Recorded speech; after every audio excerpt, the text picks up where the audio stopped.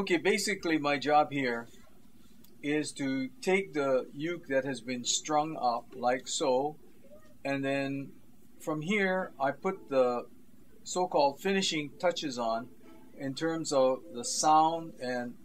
the resultant KoAloha sound that we want to look for and put into our instruments. So from here I tune the instrument up as close to the GCEA tuning, and then I proceed to brace it against the table and start to do the notching on the nut. I have a piece here that's prescribed depth, and I have a little tiny saw, and then I start to saw away in each of the 4 notches, and then this gives me a general guideline of the depth at which I need to saw the slot. Now, after I establish that, then I remove the limiter, and then from here it's all by feel, and I get the saw and I start to go down, and then I go to each notch and very carefully trying to make sure that I don't go too deep, otherwise it'll be trouble. So after I do the 4 notches, I blow the dust off, and then I put the strings back in the slots, and then I test the ukulele for basically does it have the KoAloha sound.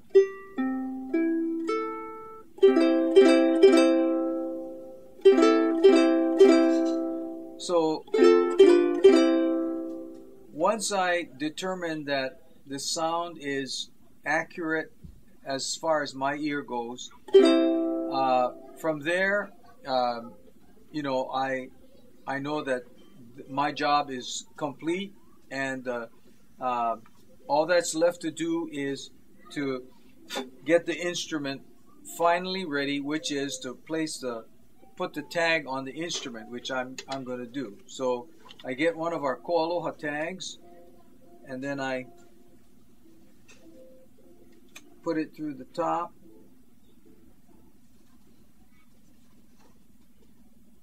then I make a knot, and then before I put the tag in like so, and this represents the finished ukulele, but before I do that, after I put the tag on, and while the tag is not inserted in the strings, I make one last check, because the checking aspect is the most critical and the most important, because you cannot be too safe or too sure that, you know, in other words, the more times you check the instrument, thoroughly check it, the better your chances are to make sure that whatever goes in the store is absolutely okay, you know. So I do this again, and I normally I do some strumming and some, because I want to be sure that I'm getting the overall general KoAloha response, you know, when you strum.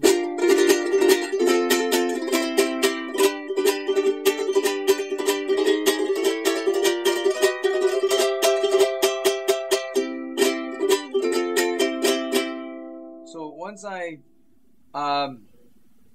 this is an internal thing, sort of like my ear is so attuned to what I'm looking for that tactily, when I've reached that point where I know that the instrument is clicking, it's singing, it's just responding to whatever I want it to do, then with a perfect peace of mind, I can place the name tag in between the strings, and then I'll put it on the shelf, to be ready to be packed up and sent to the stores.